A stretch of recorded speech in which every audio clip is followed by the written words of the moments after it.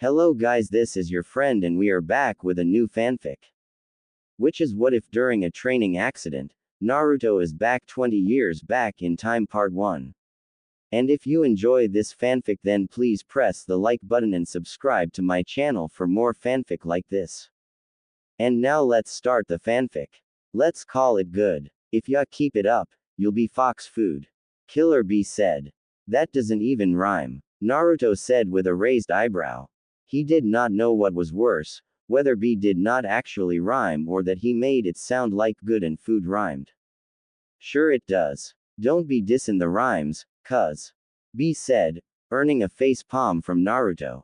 Man, I'm hungry, Naruto said as he released the fox's chakra and ignored his Jinchuriki mentor. Let's get something to eat, cuz we're beat, B said as he wrote down that line in his little book. Let's go find Captain Yamato or Guy Sensei, Naruto said, trying to tune B out. They'll be sore from the war, so leave them to rest while we have a fest. B said. War? Naruto asked, turning to look at B. Don't tell me you don't know. Did you just find out from 8-0? B asked thoughtfully. No one told me about a war. What in the hell's going on? Naruto asked, worry and anger filling his voice. Wow, no one told you. Then, I probably wasn't supposed to. Oh well, B said with a shrug. I'll see you later, Naruto said as he turned away from B. Suit yourself. Don't trip over an elf. Does he have to rhyme that bad? Naruto thought as he shook his head and began to walk towards the area of the island where Motoi was supposed to be at. Unlike B, it was easy to understand a conversation with Motoi. Why didn't you tell me we were fighting a war? Naruto demanded as he looked Motoi in the eyes. He was not exactly happy that he had only just now learned of what had happened. And where is Captain Yamato and Guy Sensei? Motoi looked surprised by the first question, but he ended up sighing instead of staying surprised. Killer Bee might have been respected and viewed as a hero among heroes by the Hidden Cloud Village, but he had never been known for his ability to keep secrets well. He normally ended up revealing secrets in his rapping. Fortunately, most enemies tuned his rapping out since it was incredibly annoying.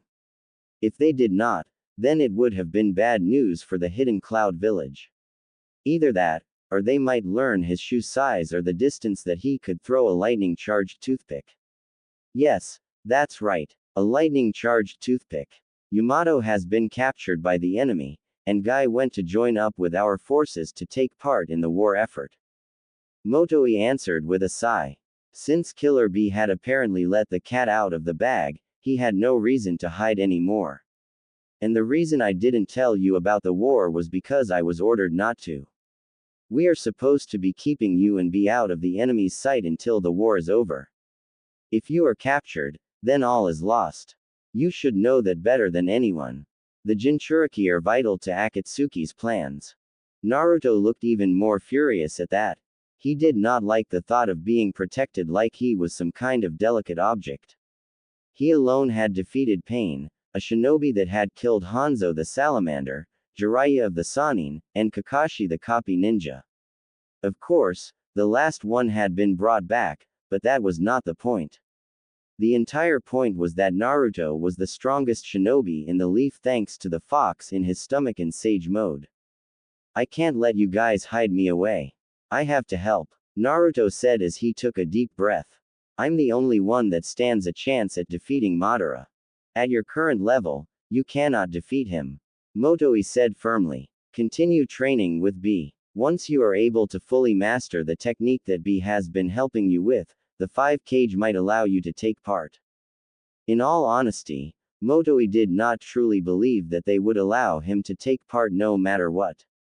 He needed to keep the blonde busy though. He would have to figure out a way to stop Naruto from trying to rush into the fray. He knew that it would not be easy. After all, Naruto was stubborn. That much was easy to see already. Fine, Naruto said, frustrated. He did not understand why Motoi would not let him leave the island and join up with Kakashi and the others. That was where he should have been, or so he believed.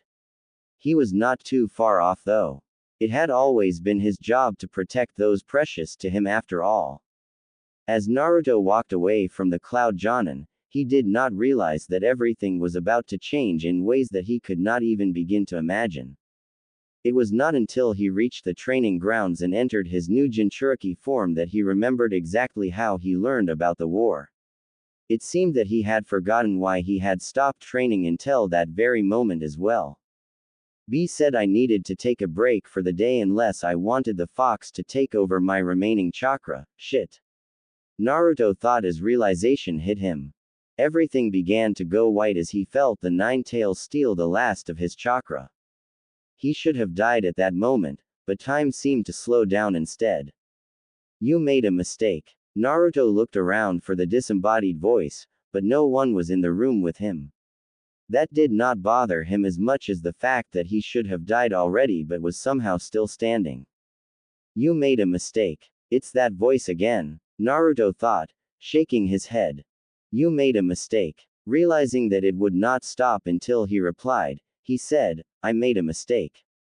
It's good to see you can admit as much after you're told 3 times. Naruto sighed heavily. It's good to see. You don't need to repeat yourself. I heard you the first time. Naruto said as he shook his head. Who are you? What's going on? Naruto Uzumaki, you were one of the destined children alongside Nagato Uzumaki. Nagato was a member of the Uzumaki clan. Naruto asked in shock. Yes, he was. That's not the point, though. Please stop interrupting me. The disembodied voice said, causing Naruto to raise an eyebrow. Now, where was I? Oh yes, that's right. You were one of the destined children alongside your kin and fellow apprentice of the Toad Sage. Unfortunately, you both failed horribly. What are you talking about? You are both dead, though he is currently in a resurrected state under the control of the one you call Kabuto. Regardless, you both screwed up. You let your emotions get the better of you and allowed the fox to steal all of your chakra while Nagato used up all of his chakra to atone for his sins. Because of your actions, Madara Uchiha's plans will succeed. Naruto looked down at the floor at that point. Back to your question of my identity, I am an emissary. This will be the first and last time that we ever speak. And yes, I know that you are going to ask who I serve. Don't concern yourself with such matters. The simple explanation, and the only one that I will offer you, is that no prophecy can be valid without a force to guide it. If there is no being that guides it, then it is merely a prediction. Naruto looked confused, but he nodded his head. He kind of understood it but not really well. Tell me, Naruto Uzumaki. Do you want to live? Do you want to fight to protect those precious to you? Do you want to bring peace to the world? Do you want a second chance? Yes, Naruto answered, surprised that he spoke without even considering the answer. He knew that there was no reason to answer any other way, but he normally would have thought about it for at least a second. That is good to hear, Naruto Uzumaki. There are men who struggle against destiny, and yet achieve only an early grave. There are men who flee destiny, only to have it swallow them whole. And there are men who embrace destiny, and do not show their fear. These are the ones that change the world forever. What is it trying to say? Naruto thought. He found it a bit strange that he still could not tell what gender the voice was. It almost seemed as if the voice spoke within his mind. After all, he could not describe the voice in any manner whatsoever. It is not your time to die yet. You still have a destiny to fulfill. Hopefully, you will succeed this time though. After all, you only get one second chance. Before Naruto could respond, everything went completely white. Naruto Uzumaki slowly sat up as he realized where he was. Upon opening his eyes, he was treated to the sight of a hospital room. Yawning, he spun to the side and placed his feet on the floor. Attempting to stand up, he quickly found that he was falling forward. He almost hit when a hand appeared before his chest and stopped him. Slow down. You've been unconscious for a month. Walking is never easy after such a long time. The voice sounded familiar, but Naruto could only remember one person with a voice similar to that. Glancing at the face of the one that caught him, Naruto promptly fainted, leaving a confused Hiruzen Sarutobi holding the body of the 16-year-old boy up. Hiruzen sighed as he picked Naruto up and set him back on the bed. He was all too familiar with people fainting upon seeing him, especially those not from his village. He was the professor, the god of shinobi, and arguably the strongest of the 5 Kage. It was hard to tell who was stronger really.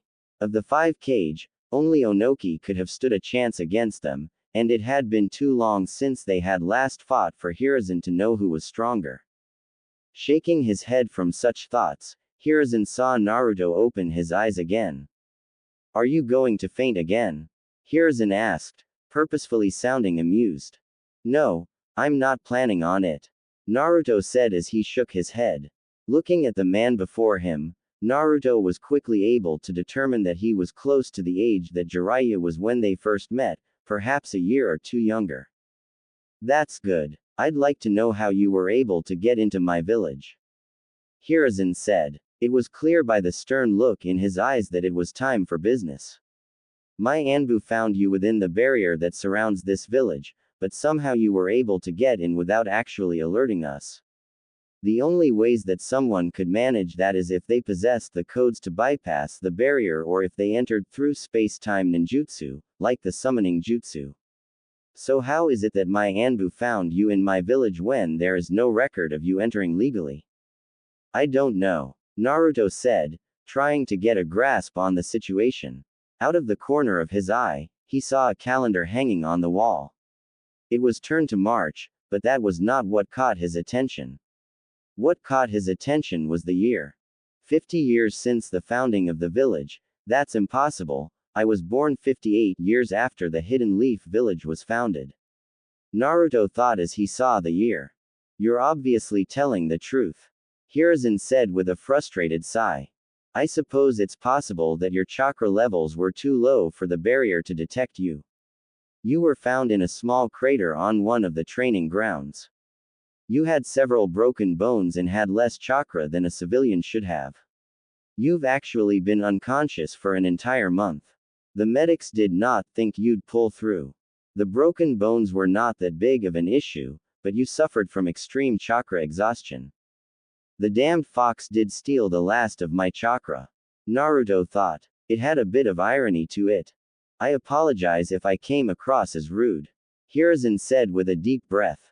"Things have been tense lately.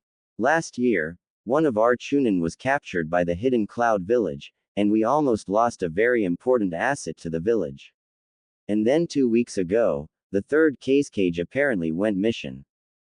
Naruto's eyes widened. The first reference made him think of how his mother was apparently captured by the Hidden Cloud village, and the second comment actually made him realize what had happened.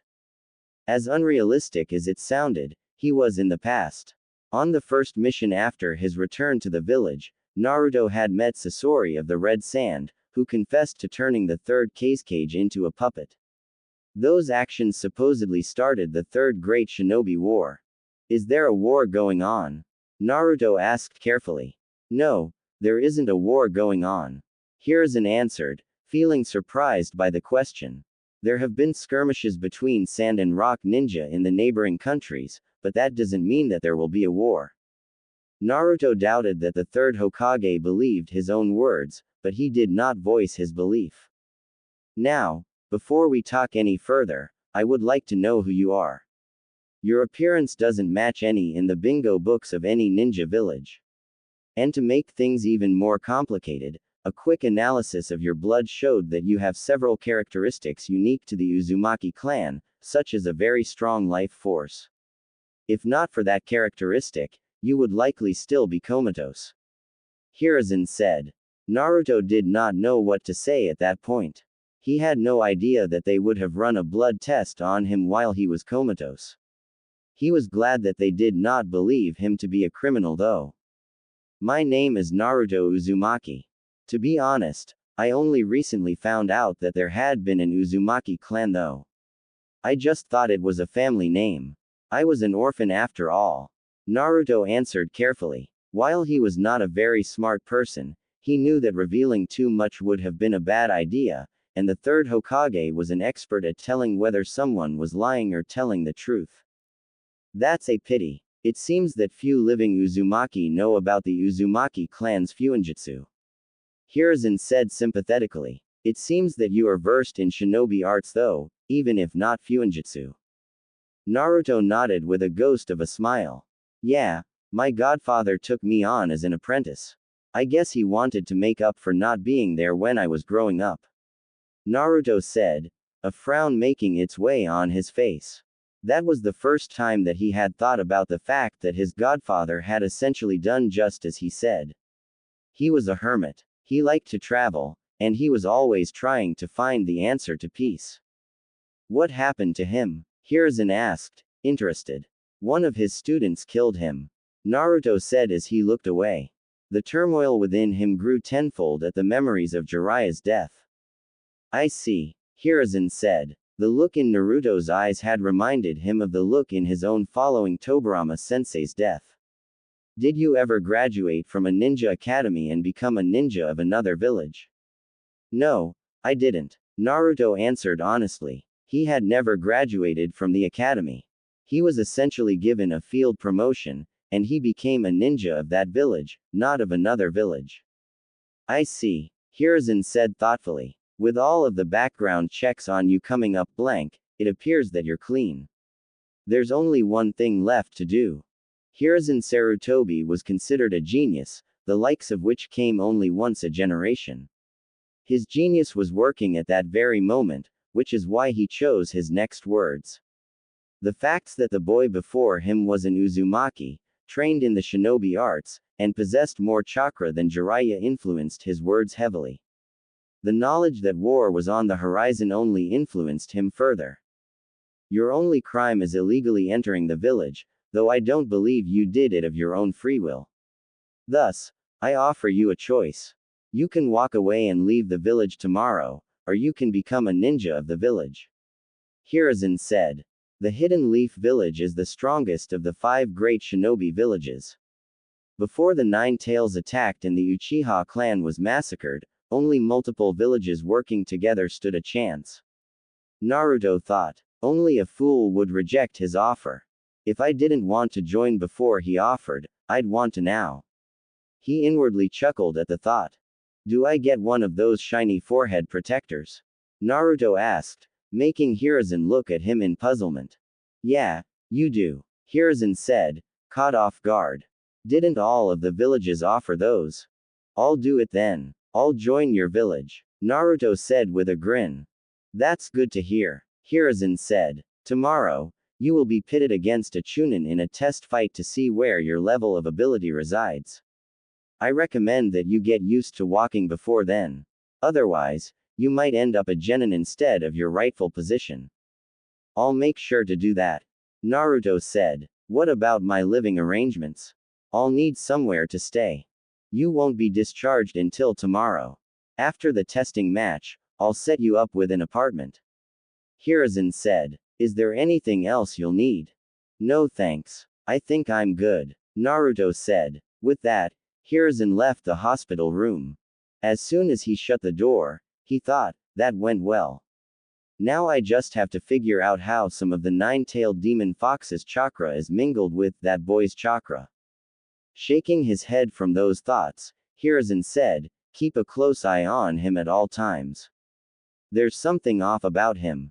Understood. A man dressed in the attire of Anbu Black Ops said before he merged with the wall. Hiruzen Sarutobi looked at the boy standing before him. It was almost as if the 15-year-old boy was the same person as the 16-year-old boy that had just been discharged from the hospital.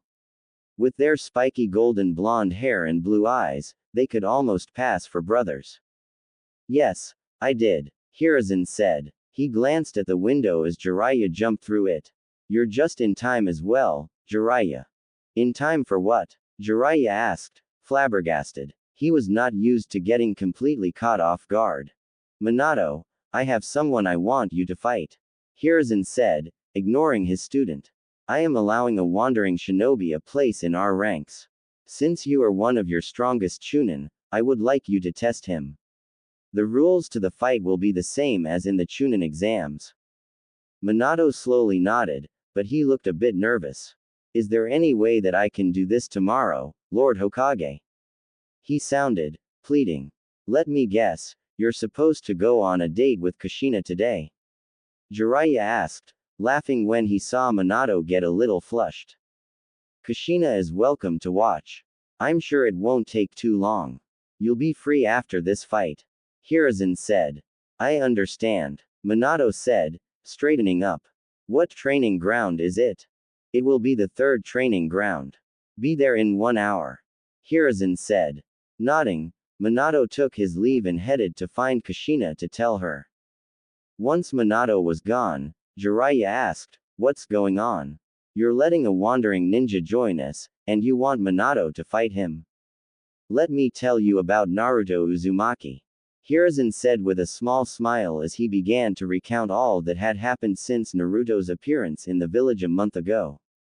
When Minato and Kushina arrived at the third training ground, they were treated to the sight of Hiruzen, Sarutobi and Jiraiya standing under a tree by themselves. No one else was there. Are we early? Kushina asked, looking around. You're only a minute or two early. Hiruzen answered. As he spoke, leaves flickered around a new arriver. Minato and Kushina looked surprised as they saw the new arrival. Clad in black sandals, orange pants, and a black and orange zipped-up jacket, a 16-year-old boy with spiky golden blonde hair, blue eyes, and whisker-like marks on his cheeks was looking towards them. My name is Naruto Uzumaki. Kushina actually staggered back at the clan name. She had not seen another Uzumaki since Mito's death. I'm Minato Namikaze, Chunin of the Hidden Leaf. Minato replied as he looked Naruto over carefully.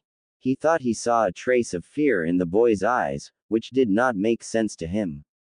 I'm testing him, Minato asked as he kept his eyes focused on Naruto. Yes, you are. I'll be acting as the proctor. Jiraiya said. The rules have already been explained to both of you. The match will end when a clear winner is determined through surrender, incapacitation, death, or my decision. I'll make sure to step in before anyone dies though. I understand, Sensei. Minato said. I understand, Lord Jiraiya. Naruto said. The title sounded forced out of his mouth. They had no idea how hard it was for Naruto not to call Jiraiya by the affectionate nickname of Pervy Sage.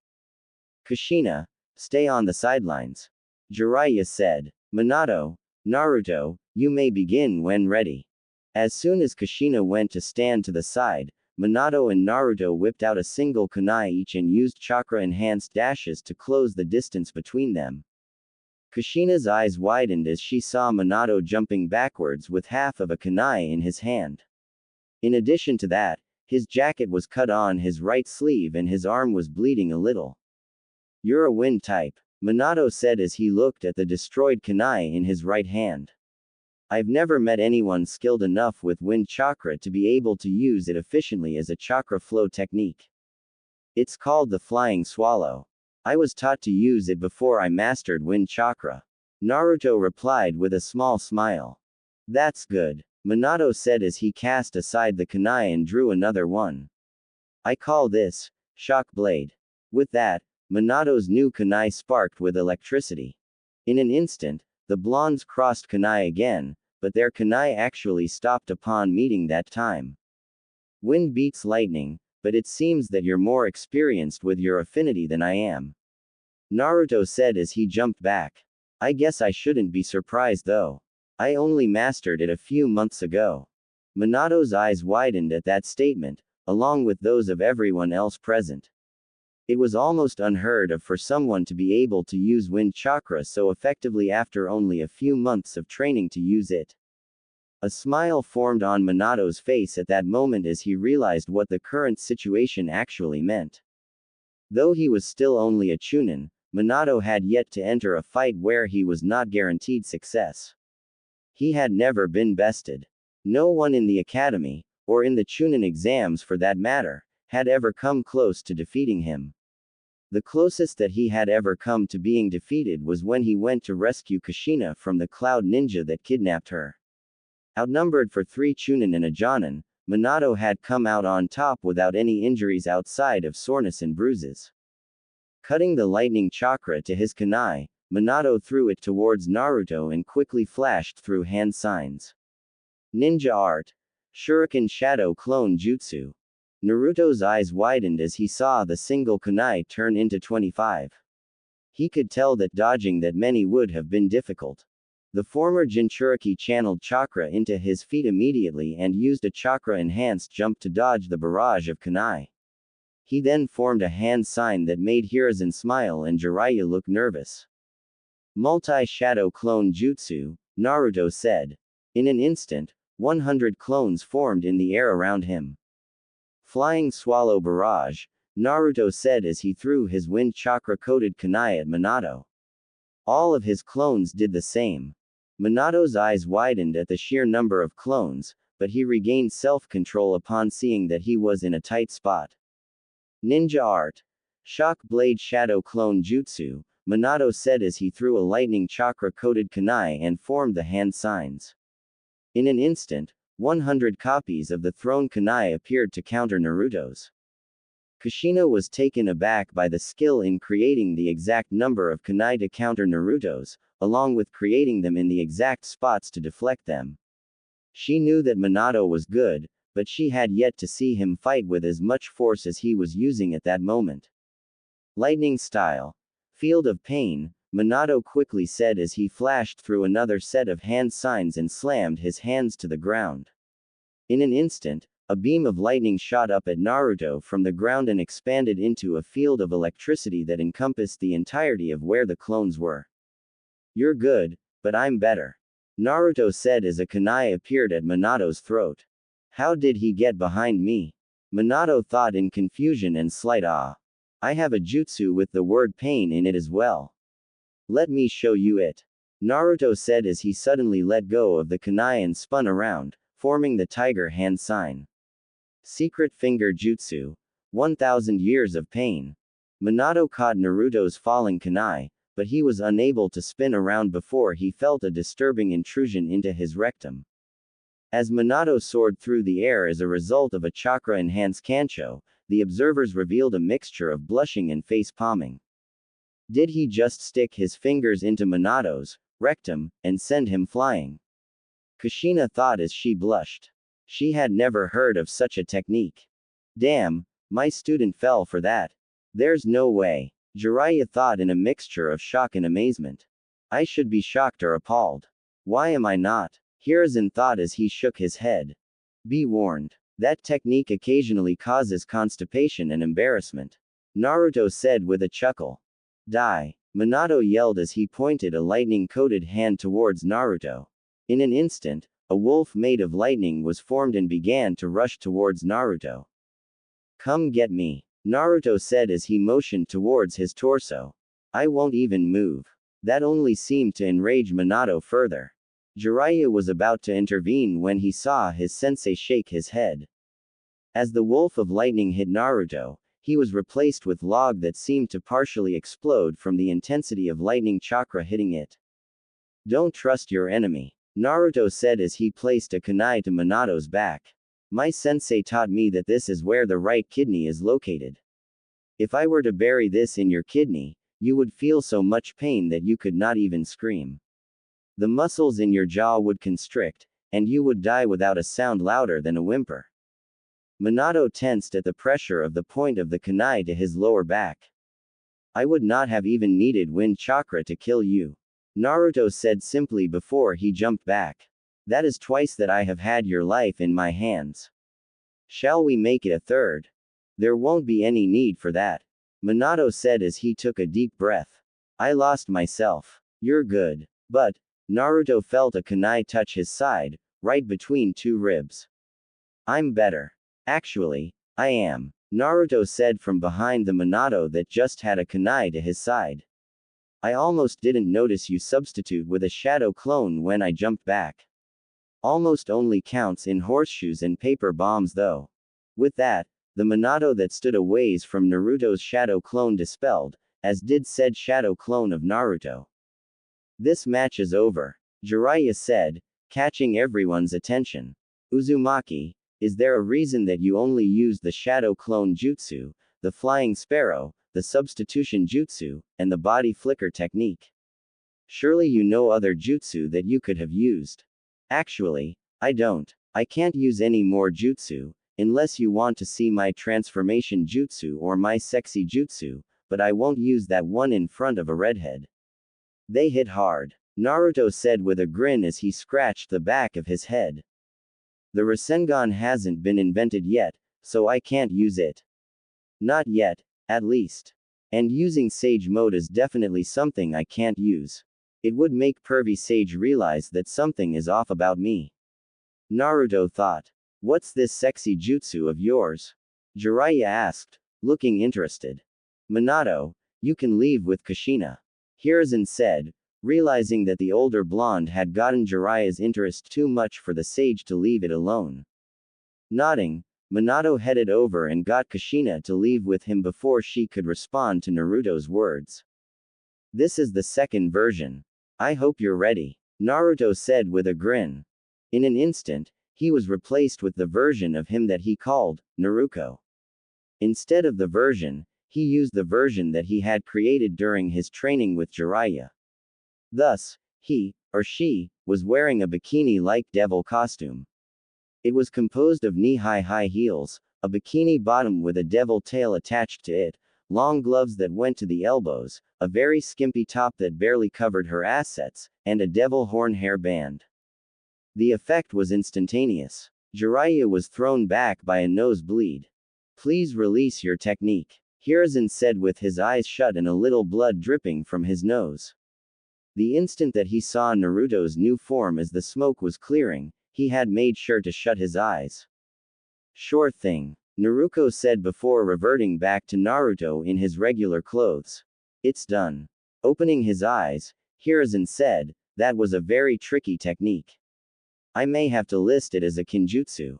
I have one of those already. It's called the Super Harem Jutsu. I combine my sexy jutsu with the multi-shadow clone jutsu, Naruto said with a grin. You are forbidden to use it in front of Jiraiya. That may very well kill him, Hiruzen said matter-of-factly. Now, I'd like to congratulate you on doing so well in your test. We need to go to my office now to find you an apartment, Chunin Uzumaki. Chunin? Did he just say Chunin? Naruto thought in surprise. I'm finally going to be a Chunin. Sweet. What about him? Naruto asked as he pointed at Jiraiya. Leave him. Maybe I won't get complaints from the owner of the hot springs today, Hiruzen said nonchalantly. Ah, that sounds like him, Naruto said as he began to follow Hiruzen. You're slipping up, Naruto Uzumaki, Hiruzen thought. What is your relationship to Jiraiya? I wonder. A resounding knock at the door of the quaint little apartment that Naruto had been given broke him out of his thoughts of the nearly empty bowl of cereal on the table in front of him. Getting up, Naruto walked to the door and opened it.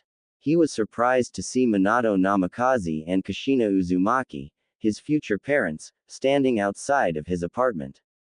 Hello Namikaze, Uzumaki. How are you? Naruto said. He was trying to be a bit formal since he did not want to offend them on accident. You don't have to be so formal, Kushina said. Plus, you're apparently an Uzumaki too, which reminds me. You want to know about the fact that we're related to the same clan. Naruto guessed. By the look on her face, he could see that he was right. I'm an orphan. I recently received messages from my parents that they made when I was born though. Apparently my mother was a member of the Uzumaki clan. And I heard that your clan's good at fuinjutsu, but I'm not that good at it. Oh, Kushina said. She could not help but feel a bit deflated. She was hoping that he was another member of the Uzumaki, especially since he was older than she was. I'm sorry I can't be of any further help, Naruto said as he reached for the door to shut it. He did not think Kushina had any other reason to talk to him. Placing a hand against the door, Minato said, Lord Hokage asked us to give you a tour of the village. He figured that it wouldn't do for you to not know your way around, after all. Oh, okay. Lead on, Naruto said as he slipped his sandals on and walked through the door. Okay, let's start off at Hokage Monument, Minato said. Several hours later, Minato and Naruto were sitting in the Ichiraku ramen stand by themselves, eating. Kushina had been asked to help the 23-year-old Tsuki while Naruto and Minato watched the stand for the chef. Hey Minato, can I ask you a question? Naruto asked suddenly. Surprised, Minato faced him. Sure. What is it? Minato asked curiously. Do you know much in space-time ninjutsu? Naruto asked. A faint smile formed on his face when Minato dropped his chopsticks. Yeah, I do. Why? Minato asked nervously. He was afraid someone knew of his project other than Jiraiya. He wanted to keep it a secret for a while. I was wondering if it was possible to focus on the time aspect of it rather than the space. Naruto said, trying to word his question appropriately. You're asking if it's possible to use space-time ninjutsu to, instead of teleporting, control time. Minato asked carefully. Seeing the other blonde nod, he said, Second Lord Hokage was apparently capable of it. My sensei said that he was able to completely bring time to a halt once, though it was incredibly draining on his chakra. Apparently Lord Hokage told my sensei that Second Lord Hokage could have actually moved through time, but he never did. That earned a look of surprise from Naruto, but he did not say anything, so Minato simply continued to talk. Apparently, moving through time destroys the timeline from the point of the use, so moving forward would kill the user and possibly everyone else in existence. Moving backwards through time, well, apparently it's possible, but it is said to completely destroy the user's timeline as well. It's all just theory though. Of the practitioners of space-time ninjutsu in the world, the only people capable of such a feat are too smart to attempt it. Naruto nodded idly. What does this mean? I was sent back, but I didn't use a jutsu. I suppose it doesn't really matter. I do know that Second Lord Hokage reported that time travel should never be attempted. Apparently, a single person can change the future dramatically just by breathing in the woods with no one around, provided that they are from a different time period, anyways. Minato shrugged. Why do you ask? My father was said to be skilled with space-time ninjutsu, and I just realized that I don't know much about it. Naruto said, looking into his bowl of ramen. Once Kushina gets back, we should go to the library.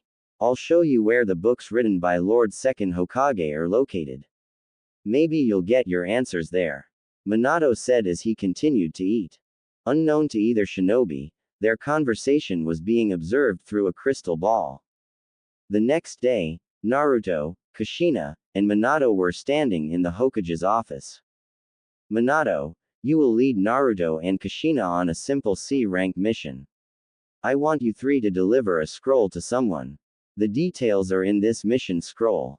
Hiruzen Sarutobi said as he handed 2 scrolls to Minato, who took them without hesitation. Naruto inwardly groaned at the thought of doing a C-rank mission, especially a delivery mission. Nonetheless, he did not voice his displeasure. He knew that Sarutobi was suspicious of him already, and he did not want to make him even more suspicious. Oh, and I want you three to keep your eyes peeled. This might be a C-rank mission, but there may be complications. Recently, there has been fighting between the Hidden Sand Village and some shinobi from neighboring lands. It's a tense situation due to the absence of the third cage. Sarutobi said. Naruto nodded in understanding. He considered telling the Hokage that Sasori captured the third cage and turned him into a puppet, but that was a bit insane, despite the fact that it was true. Plus, he would either be viewed as a liar. Sasori was only 12 at that point in time, or he would be viewed with even more suspicion. You can count on us. Minato promised as he read over the details of the mission. You three are dismissed. Sarutobi said. Naruto Uzumaki, we're going to have to ask you to come with us. an Anbu Black Ops captain said as he appeared in Naruto's apartment with 3 subordinates behind him. Naruto looked over his shoulder at them and nodded. I hope we can head there in private. I don't want anyone assuming I'm a traitor to my new village. The Anbu captain nodded. Due to Naruto's enormous chakra reserves, he did not wish to provoke the blonde. Naruto could not help but wonder why the Hokage had ordered him to be brought before him, which was the only explanation of why Anbu would be escorting him. He knew that the C-rank mission had ended in a less than ideal way. They had been attacked by Sand Ninja on their way back after all, but just because a war was on the horizon, that did not mean that Naruto was needed before the Hokage. Shaking his head from such thoughts, Naruto stood up and faced the Anbu. Are you cuffing me? No, that wouldn't stop you if you decided to be hostile anyways. We know that you can create clones in large quantities, the captain said. We will just head to Lord Hokage's office. It did not take them long to reach the Hokage's office. Once they arrived, the third Hokage dismissed the Anbu and turned to face Naruto. Tomorrow, the village hidden in the leaves will enter what my advisors believe to be the Third Great Shinobi War. Hiruzen Sarutobi said as he looked at Naruto intently. Your encounter with Sand Ninja was not the only one. And you can relax a little. You are not under suspicion, not as a traitor at least. Naruto tensed at the implications of the Hokage's last sentence. When you were found, I had a member of the Yamanaka clan monitor you and your chakra. He never entered your mind, but he sensed a second chakra within you. That chakra has been identified as the chakra of the nine-tailed demon fox, though you possess a small amount of it in comparison of what a Jinchuriki would possess. Hiruzen said. Naruto slowly nodded his head. You want to know how I have come into possession of it? After all, the Nine Tails hasn't been free for a long time. It was sealed inside the first Hokage's wife during the fight that formed the Valley of the End, after all. Hiruzen's eyebrows shot up at that. And the current Jinchuriki of the Nine Tails is Kushina Uzumaki, my relative. Naruto added carefully. You can relax as well, Lord Hokage.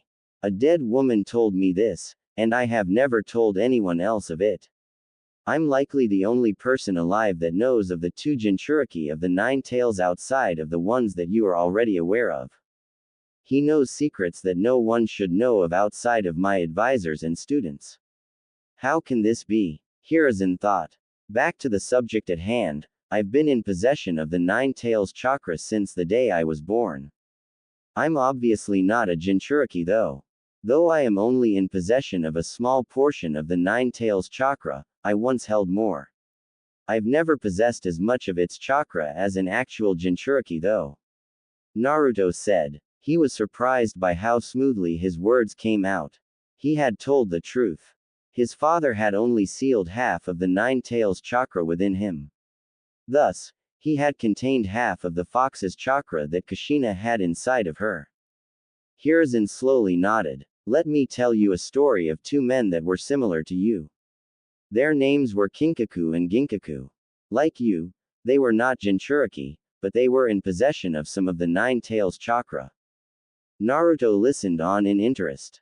At the third training ground, Minato Namikaze was breathing hard while Kushina Uzumaki was sitting off to the side drawing seals on a scroll. In Minato's right hand, he was holding a rubber ball. 14 months earlier, Minato had seen Kushina use her chakra cloak in a mission following her abduction by Cloud Ninja. They had fought a rogue ninja from the Hidden Mist village, and she ended up going 4 tails in the fight. The rogue ninja had died at the hands of a tailed beast ball. Seeing the foul-tailed beast skill sparked a thought in Minato's mind. What if he could create a similar jutsu that a non-Jinchuriki could use? The thought expanded until he imagined a short-range jutsu. The theory behind it suggested that it could not be made long-range without it dissipating, that the user could add their chakra nature into in order to upgrade it. Minato had devised a method of learning to form such a jutsu also. To stabilize a jutsu of concentrated, pure chakra, one would need to work on rotation and power in conjunction. For the control, Minato had come with a simple plan. The user would need to form a perfect sphere. It took all of a week for him to realize that a training method that gave a simple indication of success would be perfect, and such a method for control would be to pop a water balloon using chakra. Minato had succeeded in the first step the very day that Naruto Uzumaki was found in the Hidden Leaf Village. The second step, the power training, was nearly as simple. The user had to pop a rubber ball using their chakra, which was obviously required power since a rubber ball was harder and more durable than the thin skin of a balloon. Interesting way to train, Naruto commented as he entered the training grounds, catching Minato and Kushina's attention. Mind if I offer a suggestion? You know what I'm doing? Minato asked in surprise. I'm guessing that you're trying to pop a rubber ball with chakra. You're obviously tired from chakra usage, after all. Naruto said. I have no idea why you're trying to pop it, but it's not really any of my business. Knock yourself out, Minato said as he threw the ball to Naruto, who caught it. Closing his eyes, Naruto focused his chakra with his right hand and began to manipulate the chakra with his left hand, exactly the same way that he passed the first two steps in his own time. Minato's eyes widened considerably as the rubber ball seemed to explode. How did you do that? Minato asked. I suck at chakra control, so I divided the task into two parts. With my right hand, I gathered the chakra and forced it into the ball. With my left hand, I controlled the chakra. It takes a bit more chakra to do it since you're actually expelling chakra from both hands, but it's easier that way. Naruto said. Minato looked at the older boy appraising Ly as he took out another ball. I'll see you guys later. I'm going to find another training field. This is the only one that I've been to before, so I thought to check here first. See ya, Naruto said as he waved and walked away. Naruto would later laugh at the realization that he had unintentionally sped the creation of the Rasengan up by explaining to Minato how he popped the ball. Arriving at the next training ground, Naruto removed 3 scrolls from his hip pouch that the Hokage had given him. Unrolling the first scroll, he began to read. Wind Style. Gale Palm. A simple technique is activated by the user clapping his or her hands together. By focusing chakra on the air surrounding the user and willing it forward, wind is compressed and transformed into a powerful gale. The jutsu used as an isolated attack has the power to easily knock over a human, though the true value comes from using it together with projectile weapons like shuriken or kunai. Their speed, power, and ability to wound or even kill are all increased several times. Closing his eyes, Naruto rolled the scroll back up and moved on to the second scroll. Unrolling it, he began to read. Wind Style. Great Breakthrough. This is a relatively simple technique that creates a sudden gust of wind, but its scale varies greatly depending on the user. If used by a superior shinobi, it has enough destructive power to knock down a large tree. The wind from the squall can blow away all things in the user's line of sight. The hand signs required to use it are tiger, ox, dog, rabbit, and snake. It is used by forcing chakra up from the abdomen and exhaling it in a deep breath. That's the jutsu Orochimaru used on us in the Forest of Death. Naruto thought as he scratched the back of his head. Shaking his head away from such thoughts, Naruto looked at the final scroll. Unrolling it, he began to read. He soon saw that it was not quite like the previous scrolls. Naruto. This jutsu is not like the other two. It is a jutsu that one of my associates created. It is not an offensive jutsu in the slightest. In fact, it is not even a defensive jutsu, really. This is why I do not hesitate to share a jutsu with someone that I know so little about. The nature of this technique is that of a supplementary jutsu. It was designed for mid-air movement so that the user can evade attacks. The name of this jutsu is simply the wind stream technique. By forming the ram hand sign and exhaling a deep chakra-filled breath, it is possible to push yourself back when you are in the air. The strength of the wind stream that pushes you back will depend on various things, like the speed or intensity of the exhalation. I'm sure you'll understand what I mean when you try it out. Hiruzen Sarutobi, 3rd Hokage of the Hidden Leaf Village. Naruto took a deep breath and rolled the scroll back up. He could see the uses of such a jutsu. While it was the least impressive of the jutsu that the 3rd Hokage had let him get copies of, it was also the one that he was most likely to find a use for. Breaking away from that line of thought, Naruto went back to the first scroll and prepared to learn the wind style, Gale Palm. Back at the Hokage's office. You may remove your mask. Hiruzen Sarutobi said as he looked at the Anbu that had been watching over Naruto since he woke from his state of unconsciousness. Yes, Sarutobi-sensei, Orochimaru said as he removed the mask. It will be good to get out of this wretched uniform. I still do not know why you wished for me to watch over a mere chunin. Hiruzen chuckled at that question. He's strong, my student. He possesses even more chakra than Hashirama-sensei or Tobirama-sensei, possibly more than both combined. Trust me when I say that he could be a handful if he wished to be so. Orochimaru nodded slightly. What did you find? Hiruzen asked, changing the subject. He's hiding something, but he's more loyal than even some of our shinobi. Orochimaru answered. He's an enigma though. 1 minute, he's dumber than a bag of bricks, while the next, he's even more intelligent than the young Namikaze that Jiraiya trained. His wind-type chakra nature is most peculiar too. I find it hard to believe that an Uzumaki would possess an affinity to it while lacking an affinity to Fuinjutsu. It's an oddity, to be sure. Hiruzen nodded in agreement. His student spoke correctly. You may go. Write up a detailed report and give it to me before the meeting tomorrow. Hiruzen said. With that dismissal, Orochimaru left without saying a word.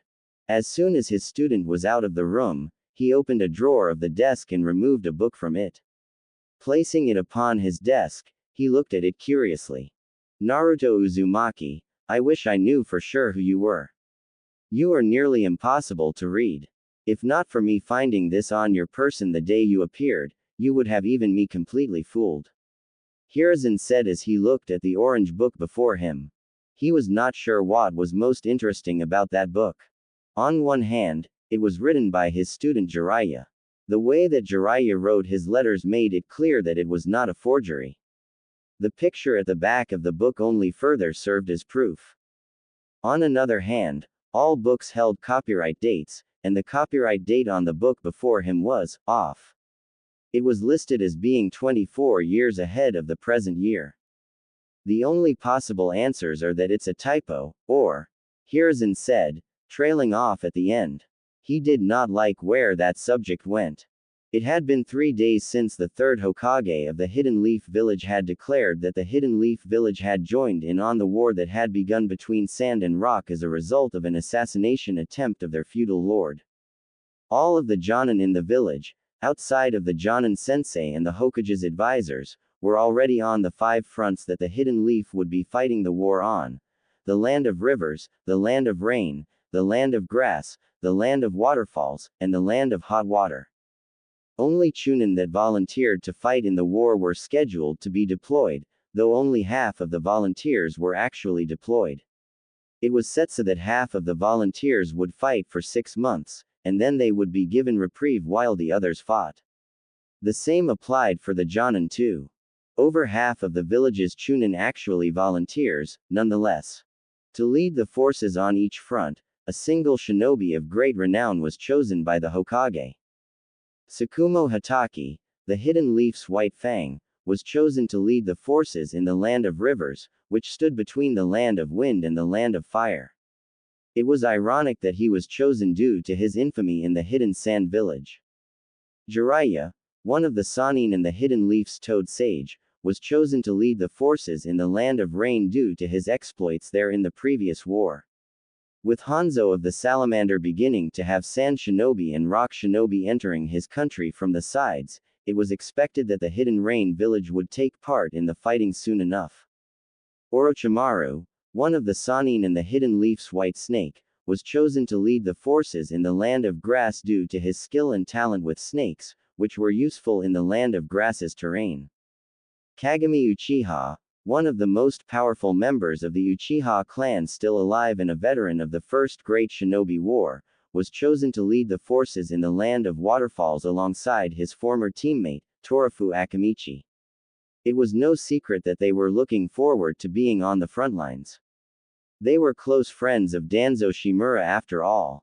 Danzo Shimura, the former candidate for the position of third Hokage and the man known as the Darkness of Shinobi, was chosen to lead the forces in the Land of Hot Water, despite the fact that they were not at war with anyone on that side of the country, yet. The Hidden Cloud Village was located in the Land of Lightning, which stood on the other side of the Land of Frost. As such, they would need to cross the Land of Frost and the Land of Hot Water to reach the Land of Fire if they took part in the war. Of all of the possible fronts to be placed on, and of all the possible comrades to be placed with, Naruto Uzumaki, Minato Namikaze, and Kushina Uzumaki found themselves entered the main camp of the Hidden Leaf Villages in the Land of Rivers. As soon as they entered the camp, they noticed that it was composed of canvas tents. They did not have long to look at their surroundings though. "It's nice to see you again, Minato, Kushina," a feminine voice said, catching the trio's attention. "I don't believe I know who your friend is." Looking at the woman before him, Naruto estimated that she was about 20 years old. She had black hair that fell to the middle of her back in a ponytail, and her eyes were the color of onyx. She was a very attractive woman in his mind, with light-colored skin and a slender build. He was careful not to study her too carefully though. Just at a glance, he could tell that she was well developed, and he did not wish to come off as a pervert. "You don't need to be shy. Introduce yourself," Kushina said, nudging Naruto. "Hello Uchiha, my name is Naruto Uzumaki," Naruto said without making a move to shake her hand or anything. The chill in his voice when he said her last name surprised everyone there. The Uchiha clan was well respected, after all. "Do you have a problem with me?"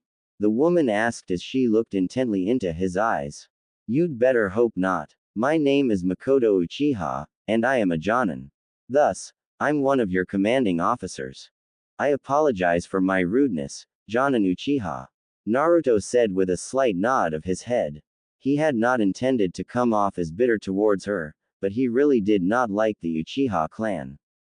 The last one that he met wanted to kill him and take over the world. The one before that put his hand from his chest.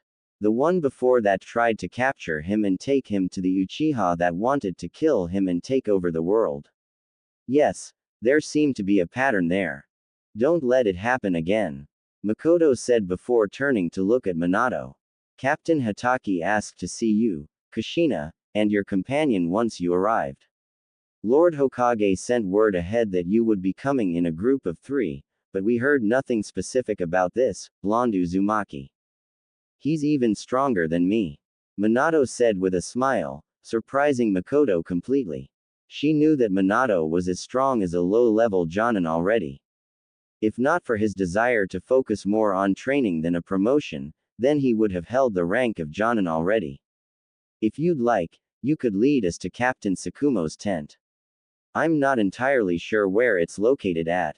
Makoto nodded and began to walk towards the biggest tent in the camp with the symbol of the hidden leaf on it, causing Naruto to sweat drop.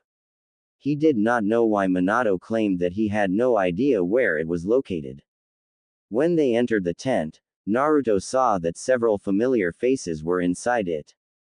To start off, he saw Tsukumo Hatake, the White Fang.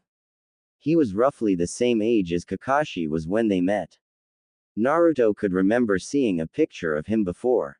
His eyes widened considerably as he saw Inoichi Umenka, Shikaku Nara, and Choza Akamichi standing in the tent. He did a double take when he saw Shibi Aburame, Tsume Inuzuka, Yoshino Nara, and Fugaku Uchiha as well.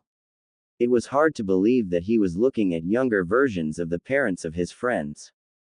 "You guys are dismissed. You may head to your assigned camps now," Tsukumo said, noticing Minato's appearance. "So, they're going to the other camps?" Naruto thought. Minato Namikaze, Kushina Uzumaki, Naruto Uzumaki, and Makoto Uchiha, It's good to see you four. You will be staying in this main camp with me. Tsukumo said. Come over here so we can talk. The 3 Chunin and 1 Jonin did as commanded with a little surprise written on their faces. You four have specific talents that will be best employed here. Tsukumo said. What talents does he have? Makoto asked, glancing at Naruto. He has more chakra than me, you, Minato, and Kushina combined. Tsukumo answered with a smile. He saw the open-mouthed expression that Kushina formed at that moment. Kushina had larger reserves of chakra than most Jonin. While the Hitaki clan had always possessed small reserves of chakra but great control, Tsukumo was not lacking in chakra at all.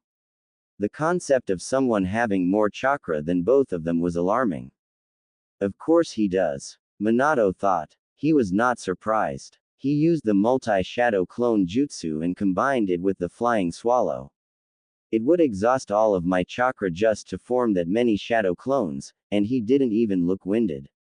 I've also learned a few new wind jutsu this past week. Naruto said with a shrug of his shoulders. Don't worry about me. I'm not easy to kill. He flashed a grin at that last part. He was likely the only one there to face 3 hostile Uchihas, a hostile Kagaya, and multiple S-ranked shinobi. He also beat a Rinnegan user, but that was beside the point. Yeah right, Makoto muttered. I learned the multi-shadow clone jutsu in half a day. Naruto thought. That's enough bickering. Tsukumo said seriously. This camp is divided into 10 divisions with my tent in the very center. Division 2 is under Makoto's command, and you 3 will be staying there. Thus, she's your direct superior. I want you all to treat each other with respect though. By the time you guys head home, I expect that many of our comrades will be dead and all of our hands will have blood on them. I understand, Captain Hitaki. Makoto said with a small sigh. Naruto rubbed her wrong. She just could not help how she felt. That's good to hear. Anyways, I want Makoto can show you guys your tents. You'll want some rest. Our scouts had already indicated that the hidden sand village is mobilizing. We will likely be attacked within the week. This camp is a major target. After all, I'm in it, and they call me the Bane of the Sand. Tsukumo said. Seeing them turn to leave, he added, Naruto, I want you to stay for a little bit. Once they were gone, he said, Lord Hokage informed me of Kushina's condition so that I would be prepared if she used its cloak. He also informed me of your condition and your knowledge of village secrets. You are being kept near Kushina by Lord Hokage's orders. In fact, consider this an S-ranked mission. Never allow Kushina any farther out of your sight than necessary. If she uses its cloak, then you are the only one who has a chance of restraining her without serious injury. Naruto closed his eyes and nodded. If she loses control, I'll have to use the fox's leftover chakra to go into my 1 or 2-tailed state. It should be enough to restrain her, unless she goes 4 tails or above. I guess there is one advantage of being different. You have an Uchiha as he superior for the same reason. Naruto said matter-of-factly. Makoto already knew of Kushina's status. She saw Kushina go 4 tails on a mission shortly after she was captured by the Cloud Ninja. Tsukumo said. But you are correct. I placed Makoto as he superior because she possesses one of the strongest Sharingan eyes of her clan. Of all the Uchiha, I suppose only Kagami, Fugaku, and the clan head possess stronger eyes than Makoto. Naruto nodded carefully. You dislike the Uchiha. It was not a question. Yes. Why? Tsukumo asked simply. My best friend, he was murdered by an Uchiha. Naruto said as he looked away. The Sasuke that he knew, the Sasuke that he had been best friends with, he had been killed by the one that took his place, the one that bore the curse mark and put revenge above all else. The real Sasuke had sacrificed himself to save Naruto from Haku. That's the Sasuke Naruto intended on remembering. I'm sorry. Tsukumo said. The pain in Naruto's eyes was not faked. He could see that. If you wish, you could write a report of what happened and the Hokage could take action. He does not tolerate murder. The Uchiha, he was a rogue ninja. Don't worry about it. I'll try to play nice with Captain Makoto. Naruto said. That's good to hear. In that case, I'll show you to your tent. You'll be rooming with Minato Namikaze for the next 6 months. Tsukumo said as he grabbed his tanto from the table and held it in his right hand. Is that the legendary white chakra blade?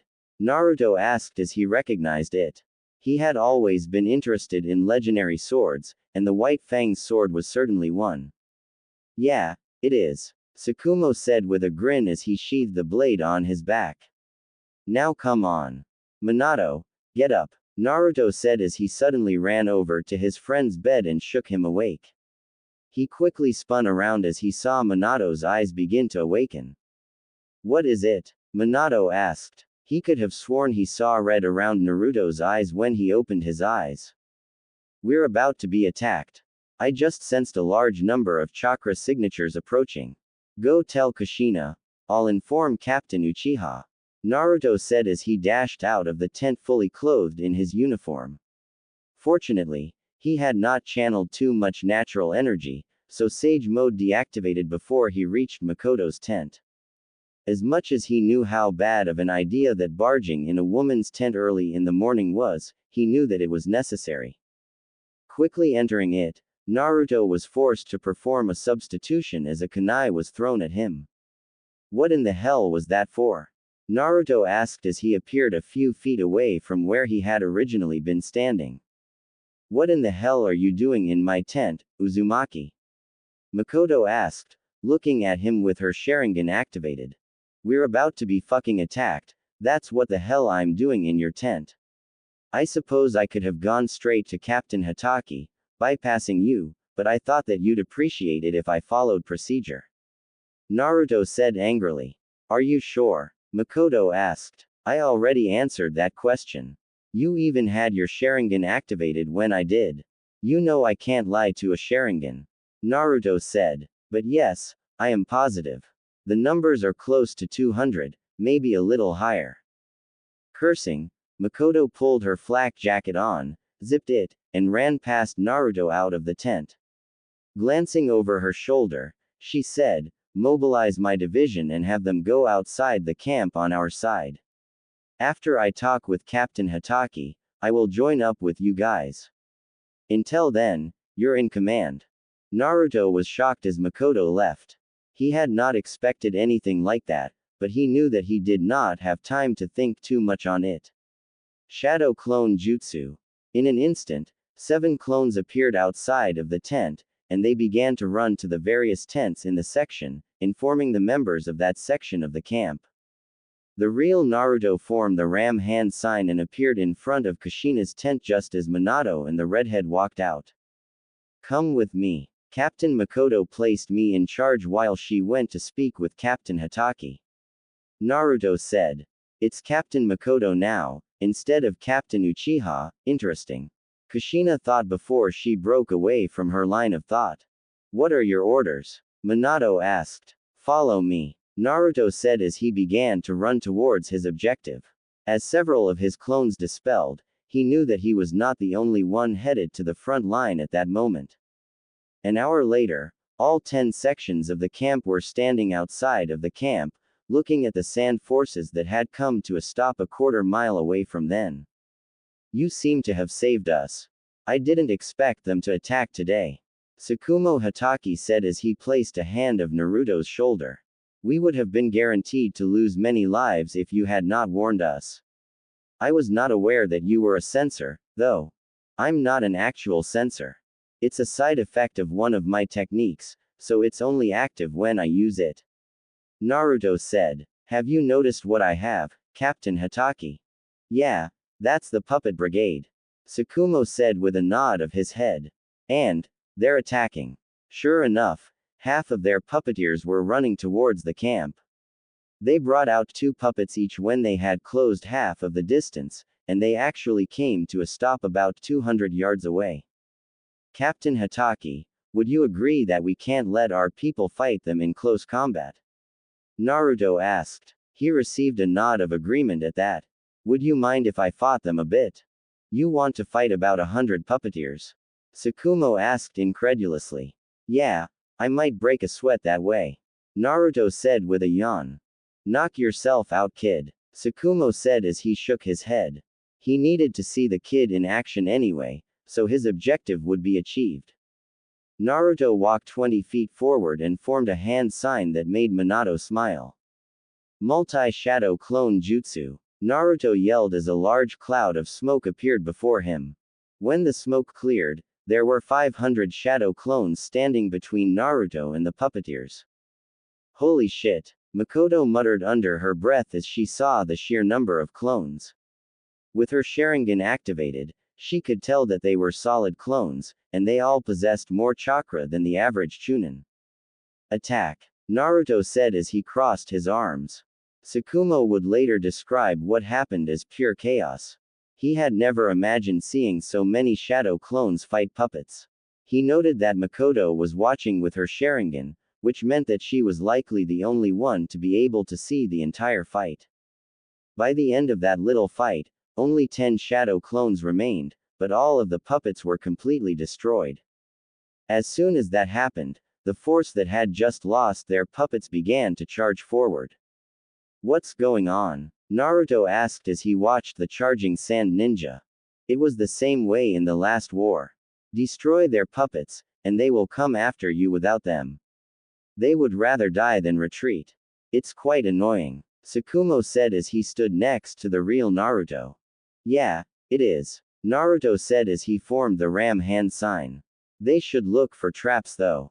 In an instant, the puppetless puppeteers stepped on a line of paper bombs that Naruto had hid with his clones during the fight with the puppets. How in the hell is he a Chunin? Makoto asked, glancing at Minato. He didn't go all out against me. He could have killed me 3 times nonetheless though. I don't think I'd even be a challenge if he went all out. Minato answered.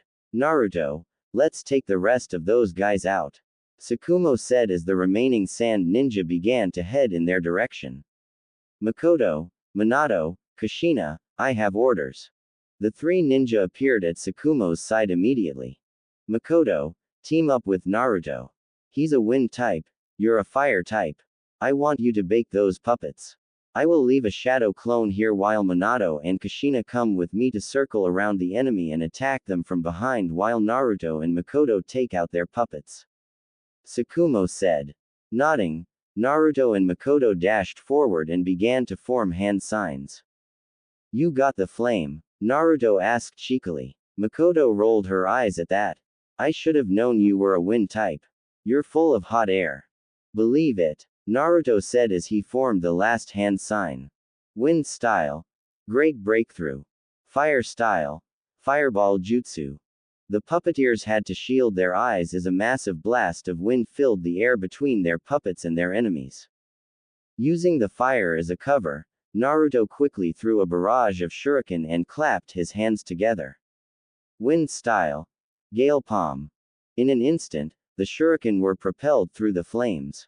Fire style.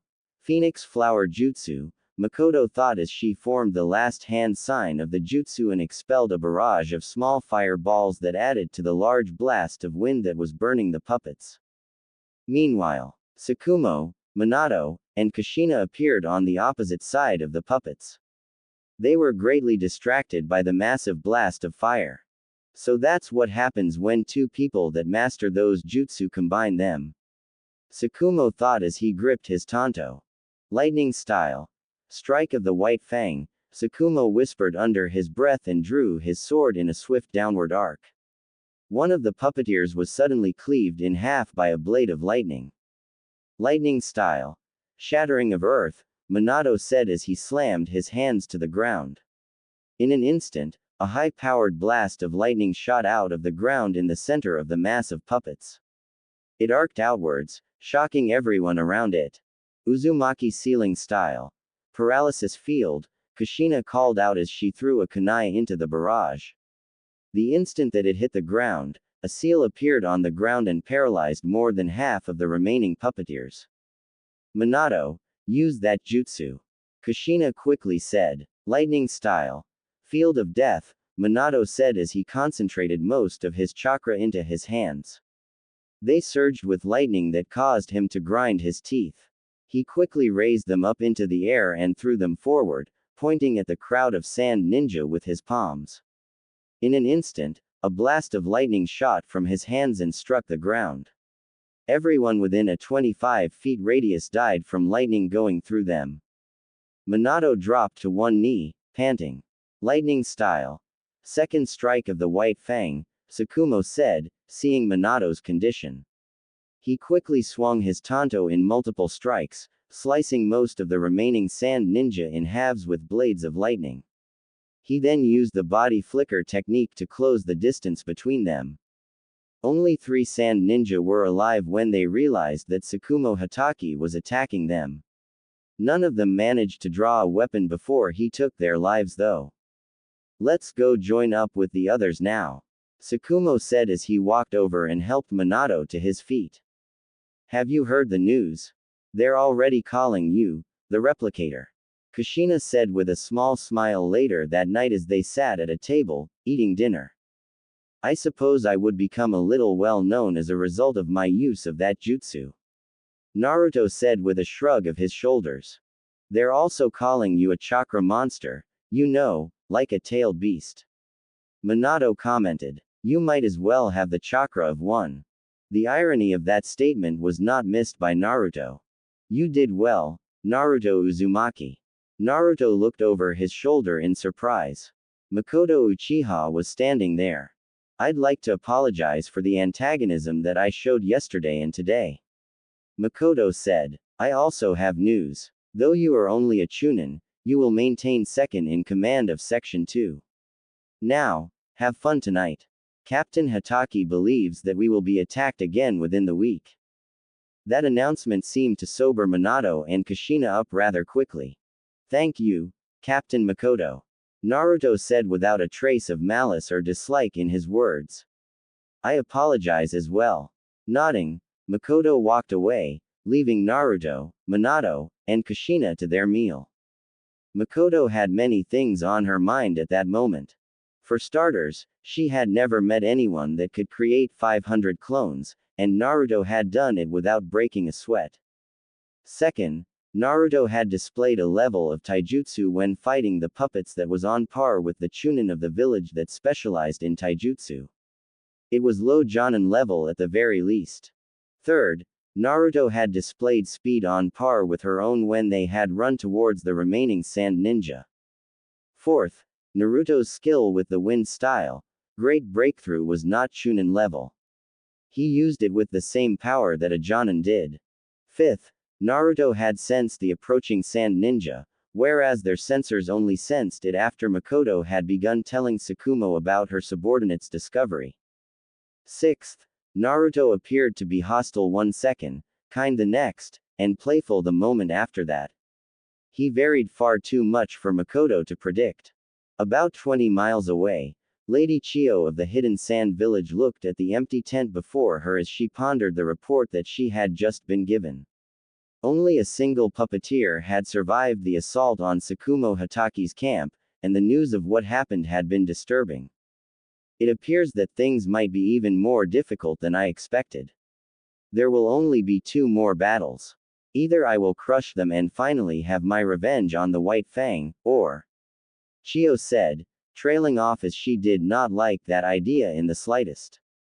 I will give them the order to mobilize now, Chio decided. The hidden leaf and this so-called replicator will rue the day that they interfered in my plans.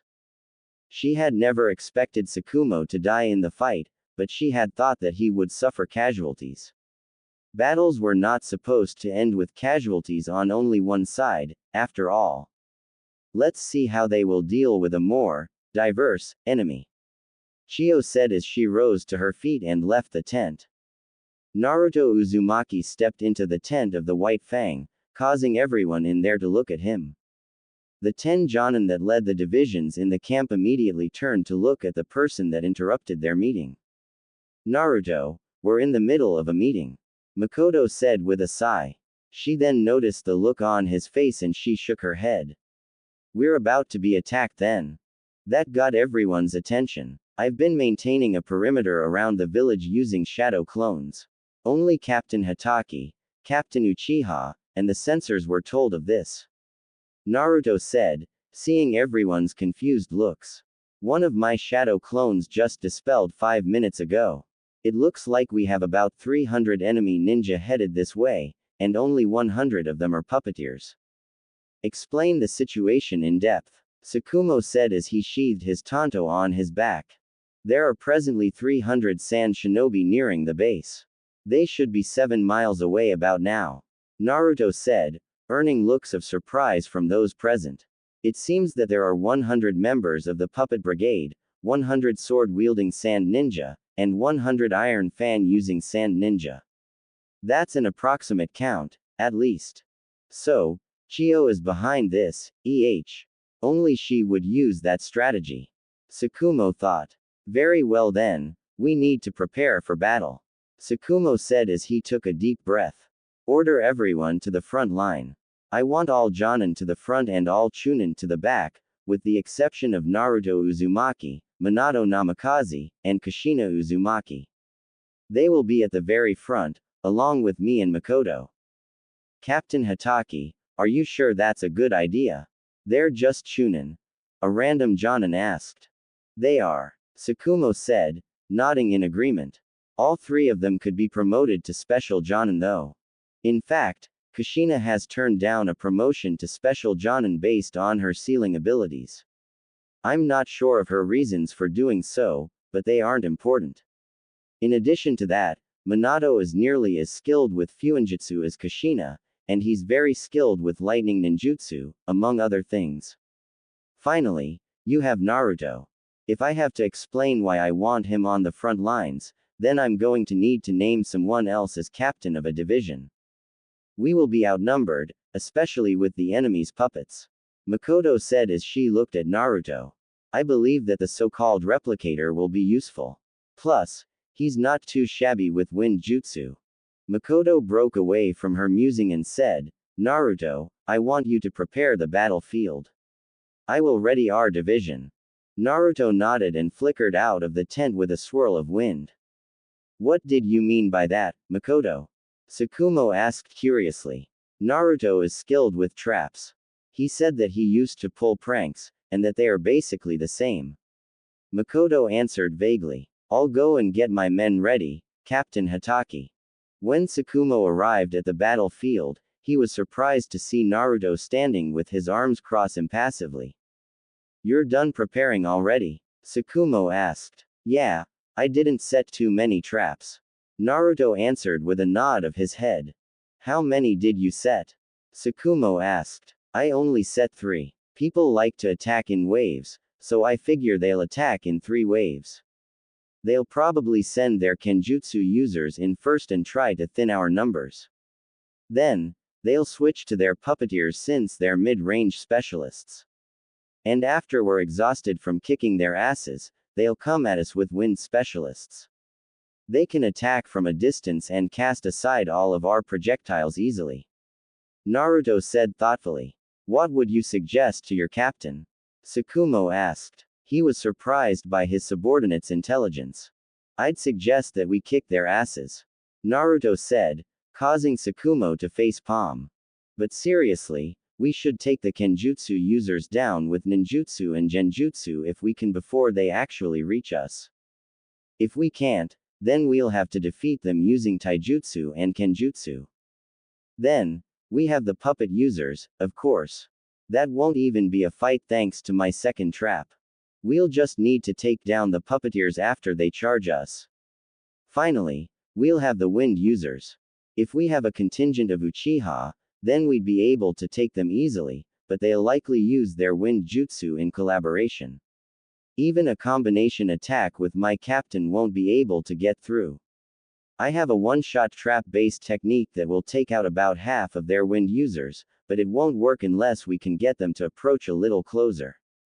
Tsukumo nodded in agreement. He then glanced over his shoulder and saw the rest of his men arrive. He turned around and said, "Listen up everyone. It's time to discuss our strategy." Stepping to Tsukumo's side and turning to face their troops, Makoto said, "We've analyzed the enemy's leadership and the composition of their forces. They will attack in 3 waves. It's a strategy that their apparent strategist excelled in during the last of the Great Wars. Unless she is trying to completely catch us off guard, she will send Kenjutsu users swordsmen to attack us first. Once the signal is given, you will recognize the signal when it happens. Trust me, you are to fire off ninjutsu at the enemy. When Captain Hatake removes his tanto, you are to cease fire, and the remainder of the swordsmen will be taken care of personally by our primary front-line fighters, Captain Hatake, me, Minato Namikaze, Kushina Uzumaki, and Naruto Uzumaki. The rest of you will stay in position. That's correct. Don't worry about us. I have selected these 4 to fight with me because they are most suited to taking out the Kenjutsu users alongside me. Tsukumo said. Sometime during the fighting, when we are engaging the remaining Kenjutsu users, the puppeteers will strike. When they do, they will try to catch us unaware. They won't, so don't bother screaming warnings. The signal will alert us, and we will take out all of the puppets. We will then regroup here and taking out the charging puppeteers using ninjutsu. Makoto said. Why did she stress the word signal? Tsukumo wondered. After that, we will deal with fan users. They will likely be capable of using wind just unaided as well. Do not use projectiles against them. If you do, they will help the enemy. Makoto said. That's an excellent strategy. Now, we wait. Tsukumo said as he steadied his breathing and looked at the empty battlefield before them. The calm before the storm only lasted for 5 minutes before the enemy shinobi arrived and began to charge. As predicted, only the Kenjutsu users charged, while the puppeteers and wind users remained. What's the signal? Kushina asked, glancing at Naruto. That, Naruto began. A popping sound caught everyone's attention as 10 spheres suddenly flew into the air as the Kenjutsu users passed the area where they had been located. With a ram hand sign, Naruto activated them. The Kenjutsu users were caught off guard as they heard a hissing sound. Glancing around, they saw floating, spiked spheres. They hissed like a snake, or a paper bomb. Curses could be heard for a few seconds before several explosions were heard. As the explosions sounded, everyone was treated to a surprise. The spheres had exploded, sending kunai in every direction. Is the signal? Naruto finished. By everyone's surprise, he guessed that kunai grenades had yet to be invented. It was a good thing I kept some in a scroll. Naruto thought. They were one of his favorite ninja tools, but he rarely used them due to how impractical they were. All of the Leaf Ninja present quickly realized that the signal had just been given off and began to fire off jutsu. With the way that they had everyone spread out in a single line, it was easy for them to attack without hitting comrades. Tsukumo watched as fireballs, gusts of wind, jets of water, spikes of earth, and blasts of lightning shot forward at their enemy. His hand went to his tanto while they used their ninjutsu against the Kenjutsu users. Well, it looks like they're down to 10. Tsukumo thought as the Kenjutsu users arrived 25 yards away. He drew his tanto at that, causing everyone to stop immediately. Let's go. Tsukumo said as his right hand surged with electricity, igniting his blade with lightning chakra. He then dashed forward with Makoto, Naruto, Minato, and Kushina at his sides. As they neared the sand ninja, Kushina slid to a stop and chains suddenly shot from her body and bound 3 of them. Ninja art. Shuriken Shadow Clone Jutsu, Minato said as he threw a single shuriken. It was replicated into 50 and they all embedded in the bound enemies before they were even aware that they were trapped. Fire style. Fire stream jutsu, Makoto said as she formed the hand signs for her jutsu and exhaled a thin stream of fire towards one of the sand ninja. Wind style. Wind stream jutsu, Naruto said as he realized the nature of Makoto's technique. Their techniques combined and completely incinerated one of the sand ninja while 2 of his comrades were burned severely on a single side as a result of their proximity of him. The burnt, but still alive, ninja were soon targeted with kunai thrown as projectiles that embedded in their necks. With the 4 remaining sand ninja, Tsukumo quickly cleaved through their swords and decapitated them with his lightning-charged blade. The second that Tsukumo killed the last ninja, a massive explosion rocked the ground and an even larger cloud of smoke obscured the puppeteers. What was that? Makoto asked. I set up 500 paper bombs earlier. I asked Kushina to make them for me with a sensor seal so that they would detonate if a specific mixture crossed over them. That mixture is the composition of puppets. Naruto quickly answered as he began to form hand signs. Of course, Makoto said as she formed her hand signs as well. All help. Tsukumo said as he formed the same hand signs as Makoto.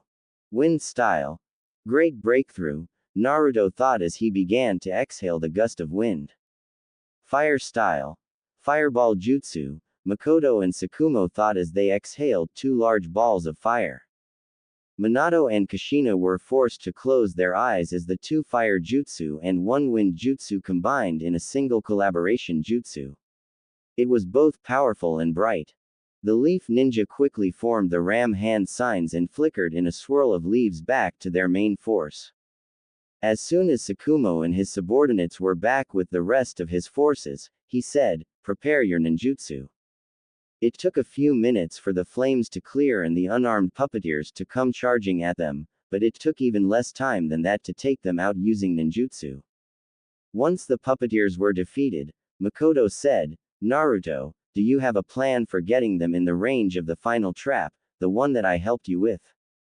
"Now," Naruto yelled in response. Suddenly, 20 shadow clones appeared behind the remaining sand ninja, surprising everyone. I created shadow clones to guard the perimeter. I figured it would be a good idea to have them hold their positions until now. Naruto said. In an instant, the shadow clones used the wind style, great breakthrough to throw the sand ninja forward. Just as they sand ninja were approaching a certain spot, Naruto formed a ram hand sign and said, "Release." Tsukumo had seen many things in war, but the sight before him shocked him to no end. A wall of fire appeared out of the middle of nowhere, and the fan users hit it propelled by the gusts of wind that had hit them. The wind hit the wall of fire as well, fueling it and making it even hotter. The wall of fire only killed about half of the fan users, but the others were incapacitated from various things, mainly a combination of burns, smoke inhalation, and slamming into the ground on the other side of the wall of fire. "How did you do that?" Tsukumo asked quietly, completely mystified. He could tell that Naruto was surprised by the end result as well. "I sealed some of Captain Makoto's fire chakra in some paper seals. When they're activated, they work like a paper bomb, but the explosion that comes from them is actually just a ball of fire half the size of a fireball jutsu. I guess I used enough of them." Naruto answered just as quietly as his commanding officer. Tsukumo could not help but wonder how Makoto was able to supply enough chakra to do that, but he shook his head at the though. She was an Uchiha with higher chakra reserves than most females possessed, and it was unlikely that she had given all of the necessary fire chakra for the seals in a single day. "Minato, Kushina, Naruto, Makoto, go back to camp," Tsukumo said as he glanced at the 4 shinobi. "You've earned a break. We'll take care of the prisoners and get everything cleaned up." Nodding, Makoto led her Chunin subordinates back to the camp. 2 days later, Hiruzen Sarutobi's pipe fell from his mouth as he read the report on the desk before him. He had expected big things of Tsukumo's contingent of shinobi in the land of rivers, but the reality of the situation was shocking. Naruto had already earned a moniker, albeit a rather simple one, and he had single-handedly killed more enemy shinobi so far than any other during the present war. Tsukumo had estimated the total number of lives that he had taken were over 200 but less than 300. "A mental evaluation may be in order when he returns," Sarutobi said with a sigh. Shaking his head, Sarutobi began to write a correspondence letter addressed to Tsukumo. There was only one good thing about Tsukumo's message, Sarutobi thought. It seemed that no one knew of Naruto's name. Thus, he would not be listed in the bingo book. Not yet, anyways. Listing someone in the bingo book when their name was not even known was a very uncommon practice, after all. 3 months had passed since the last assault on the main Leaf camp in the Land of Rivers, though many raids were conducted on the other camps in the country. As Chio walked through the forest, she smirked slightly. If the White Fang thinks we've given up on him, then he will be in for a surprise, she thought. 500 sand ninja were walking ahead of her. Chio knew that her attack had to succeed. Sending 1/20th of their forces to attack a force of 200 Leaf ninja was a bit much under normal circumstances, but the White Fang's presence warranted it. Even if it cost the lives of all of her subordinates, she knew that her mission would be counted as a success, as long as the White Fang's head was brought to the Sand Council on a platter. The head of the so-called replicator would be a bonus. With them, I won't fail. Chio thought as she looked at the shinobi that walked behind the force of sand ninja with her. To her right, there were Tetsuka's and Karura. To her left, there were Ebizo and Shika's. Tetsuka's was a 20-year-old jonin and a candidate for the position of 4th Kazekage, provided that the Sand Council finally admitted that the 3rd Kazekage was dead. Tetsuka's was arguably one of the most powerful wind users in the village with a secondary affinity for earth. Karura was an 18-year-old jonin and was a generalist with a small degree of medical ninjutsu.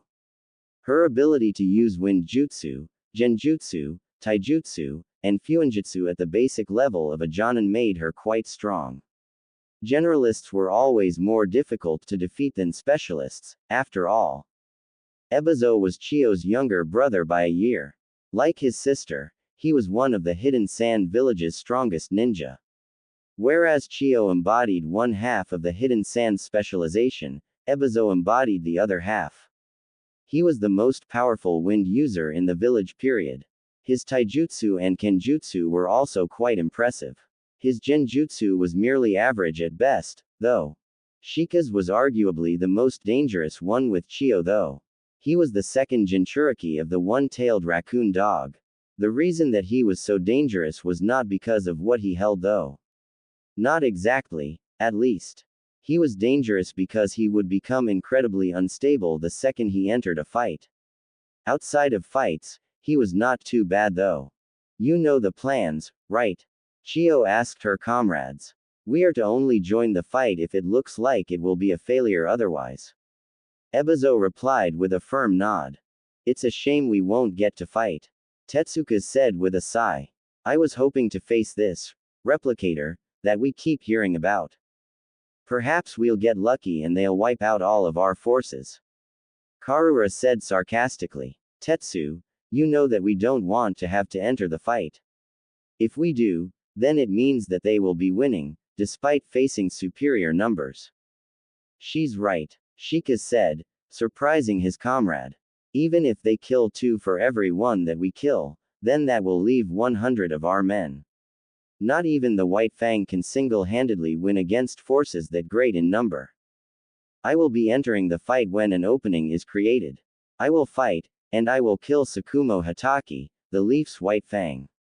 Chio stated menacingly. Though she had lost 500 shinobi in their assaults on Tsukumo's base so far in the war, it was paying off, in Chio's mind. The death of her son and his wife a little over 5 years earlier still haunted her. Revenge was the only thing that mattered to her at that moment. If not for the failure of every previous assault against Tsukumo's camp, she doubted that the Sand Council would have even agreed to such a forceful attack. They'll never know what hit them. Chio said under her breath. An attack is coming. Tsukumo said matter-of-factly as he sat in his tent with the 10 jonin that led the divisions of his camp and 3 chunin, Naruto, Minato, and Kushina. The unofficial ranking of the shinobi in the village had Makoto as second in command while Naruto, Minato, and Kushina were respectively 12th, 13th, and 14th. No chunin could be ranked higher than the jonin that led the other divisions, after all. Why do you think that, Captain? Makoto asked. We have yet to lose a single casualty, whereas the enemy has lost hundreds. They will want to even the score, and they will want to assemble enough forces to outnumber us by more than 2 to 1. After all, They believe that we have a shinobi that can effortlessly create a few hundred shadow clones. Tsukumo said. Don't we? A Jonin asked, earning some laughter. Nope. We have a shinobi that can create 1,000 shadow clones. Tsukumo replied, earning wide-eyed looks from several of the shinobi present. That's a little hard to do. Naruto admitted. He knew that he could, but using it effectively was difficult unless he drew upon the foul chakra within him. Don't worry, we won't be asking you to create anywhere near that many. Tsukumo reassured him. Now, would it be possible to set up some more traps? I have. Naruto said simply. You already set up traps? Tsukumo asked. Surprise was clear over his face. I've set up enough traps. Naruto confirmed. When I'm not training, I work on traps. I'm prepared for anything.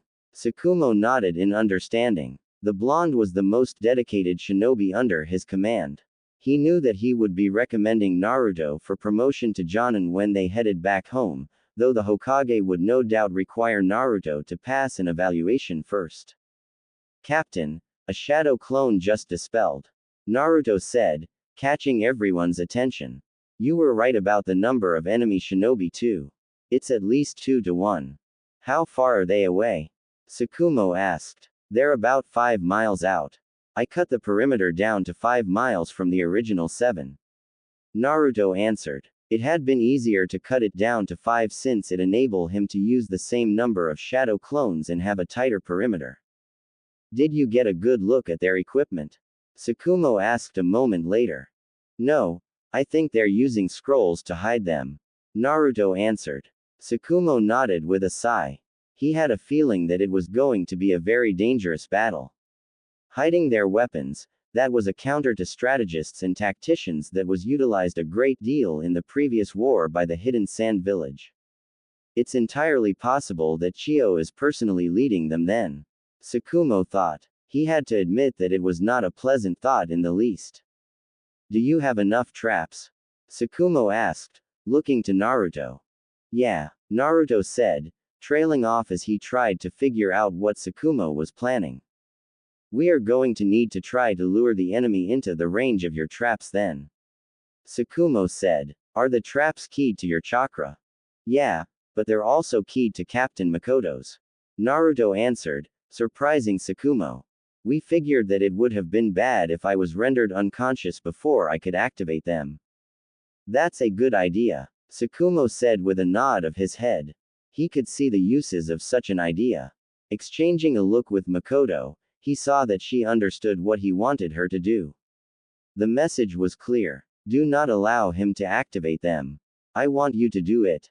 Though they avoided discussing it, Tsukumo and Makoto had both come to the conclusion that Naruto was suffering from various things. He seemed to hold everything in, but it was clear that his actions in the second battle with the Sand Ninja had caused him a great deal of anguish. It seemed to only be the icing on the cake though. They could tell that something else was making things difficult for him, but he did not tell anyone what it was.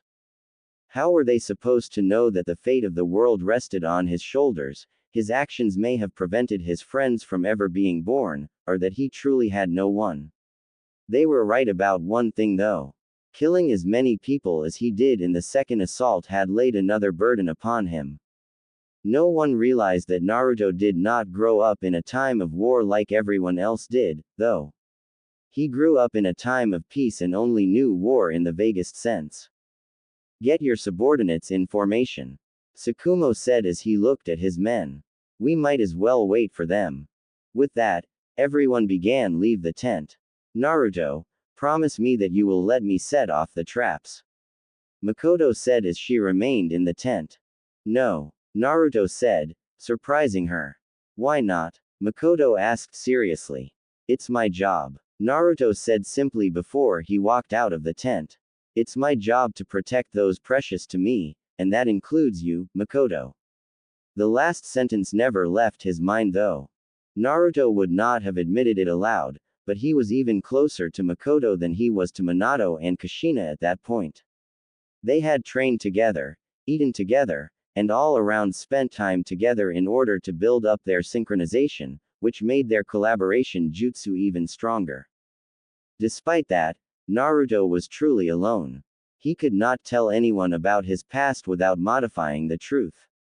He could not tell anyone anything about his life prior to waking up in the Hidden Leaf Village without lying. It was a difficult life, to say the least. Tsukumo sighed as he glanced to his left. He could see that Makoto's attempts to get Naruto to allow her to be the one to set the traps off had gone in vain. He did not blame her for that though. He could tell that the blonde was as stubborn as they came, after all. He broke away from those thoughts as the sand shinobi emerged from the forests ahead of them. A single mile stood between the two forces of ninja. A fifth of the sand forces suddenly charged towards Tsukumo, surprisingly the White Fang greatly. He was further surprised when 4 ninja jumped to the front, back, left, and right of the group and formed a series of hand signs that presented a rather unfortunate result. A barrier of purple chakra surrounded the charging ninja, and it moved with them since its casters were moving at the same speed. "They're learning," Minato commented. "Don't do it," Naruto said. Makoto looked surprised. She had begun to form the hand signs for one of the traps since the barrier did not extend below the ground. "They'll be expecting traps. They aren't effective if our enemies know that they are there," Naruto said. "Plus, that's only a fifth of their forces. We'll have to use all of the traps at once in order for them to be of any real effect. After that, they'll be looking for more," Naruto said as he continued to watch the approaching enemies. "Fine, we'll do this your way," Makoto said with a sigh. She knew that he was right. "They're taijutsu and kenjutsu specialists," Tsukumo commented as he saw the shinobi in the barrier summon trench knives, tanto, katana, chikudo, and ninjutsu from scrolls. Those who did not summon weapons pulled out kunai from their pouches or had bandages wrapped around their hands. "Earth," Tsukumo began as he started forming hand signs. "You'll unearth the traps if you use an earth jutsu," Naruto quickly said, causing Tsukumo to halt his actions. "You made a big trap, I take it?" Tsukumo asked. "Yeah, it's a pretty big one," Naruto answered. "I have a plan on how to set it off too." "Oh?" Tsukumo asked. Naruto rarely offered plans. "Let's fight them their way," Naruto said, surprising the White Fang even further. "And then, we can set off the traps when they charge in, thinking that we're distracted. We could just use ninjutsu to take them out," Tsukumo pointed out.